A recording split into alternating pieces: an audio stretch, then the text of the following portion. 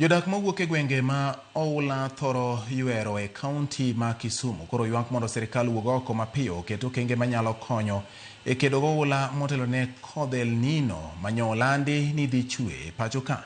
E kinde mamoko kuomgi temo keto ikruok maka kod kacha, moko to koni nyalo onge kaka ginyalo timo onge kapok koth mapek ochako chwe. Millicent Adhiambo miyo ler ewi wachni.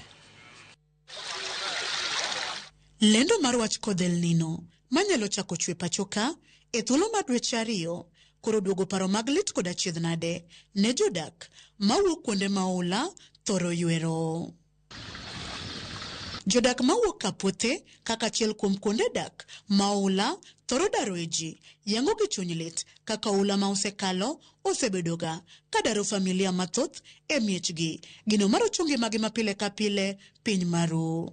Kwa nyo binye wach kendo ni mabok kabisa kech pine jadarwa kwa dhi centers mamoko moso schools kata kanisni mamoko kanisa sana wadhi schools to waje ne dwe mar 10 no kwa neno ofia kalura ne dwe mar 10 yudo ka nyithindo ni school kutoka kwa nyalo dhi kuro onge yani late mwaneno sama pio biro to wadara. E kinde ma jodak moko kaka Samuel Asudi yango ni osechako keto ikruok maka kod kacha, moko kuomgi to ywak ni yuto gi ni piny makaka ginyalo konyore onge e wach ikruok ne El Nino. Kama mimi nimeanza kuprepare, nimeraise kidogo kwa saizi. Hata sisi wenyewe kuna mmoja yule mwenye at least anaweza raise juu nyumba kidogo. Kuna yule mwenyewe hata ukiangalia hakuna, anaeka tuko flat at least yani apate mahali pa kujizuia kidogo, lakini sasa shida ni hiyo maji. Ilikuwa na uchungu mingi sababu hata kazi saizi sina. Hata penye zenza nikapandisha kukodisha nyumba pia kuna sababu hapa nimejenga, nimekaa hapa na familia yangu yote. Na sina pesa kwenda kurent nyumba mahali pengine tena. Jodak koro goyo duondgi piny mondo sirkal owuog oko mapiyo okonygi e yueyo aore modinore, gero ohinga kata gabions oikunde mag jot e kind okenge mamoko motelo ne El Nino gore piny ponono gibiro gidar e mieregi. Onyalo medo hinyowa nikech nitie kuonde moremo ok ochopo nam.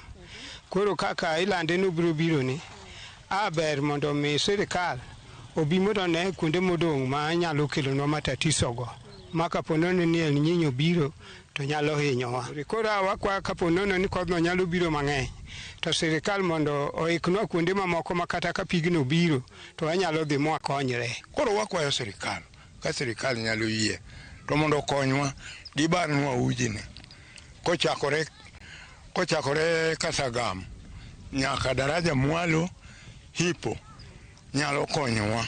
Tend kaunti ma Kisumu korka korgi kokale migawo mochung' ne kedo gi masiche mapoya oyango negi e sani gidhi nyime kod keto kenge mag kedo gi midhiero mag kodh El Nino kidek kelo ngima jodak mawuok kuonde maula thoro ywero. Wan gi budget mar gigo to about 150-200 million manitie masani be watiyogo. Mano watimo assessment nombe ino ayudo about 38 streams maricho gi canals.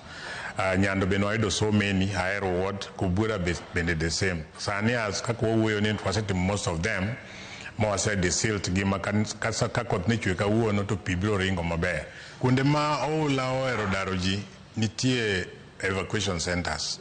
Evacuation center duto mantie Kisumu County gin 29.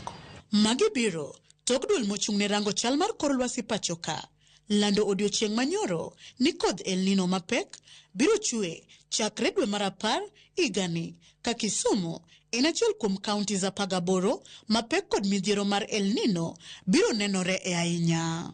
Millicent Adhiambo, Ramogi TV, Kapuothe, kaunti ma Kisumu.